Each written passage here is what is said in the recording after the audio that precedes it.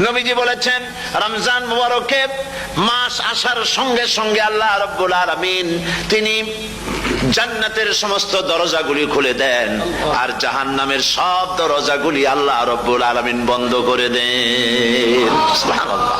আর শয়তানকে শৃঙ্খল দিয়ে বেঁধে ফেলা হয়, শিকল দিয়ে শয়তানরে বাঁধা হয়ে যায়। এই হাদিসটা যখনই শোনাই বিভিন্ন জায়গায় লোকেরা বিভিন্ন জায়গায় প্রশ্ন করে, হুজুর কোন তো যে শয়তানরে বাঁধতে হয়, কিন্তু রমজান মাস তো লোকেরা মদ খায়, মিথ্যা কথা কয়, তাহলে শয়তান বান্ধা থাকলো কেমনে? আমি বলি দেখেন, এরও ব্যাখ্যা আছে। এর ব্যাখ্যা হলো এই, কোন কোন ঘড়ি আছে একবার চাবি দিলে 6 মাস চলে, আর একবার চাবি দিলে 2 বছর চলে, আবার চাবি দিলে লাইফ চলে যায়, এরকমের ঘড়িও আছে। কোন কোন মানুষের শয়তানে এমন চাবি দিছে যে চাবিতে 6 মাস চলে, কোনটায় 10 মাস চলে, কোনটায় বছর চলে। রোজার মাসেও যারা গুনাহ করে শয়তানে এমন চাবি দিছে যে রোজার মাসেও বন্ধ হচ্ছে না। এরা শয়তানের খপ্পরে পড়ে গেছে। আল্লাহ এই চাবি থেকে মুসলমানদেরকে হেফাজত করুন বলি আমিন।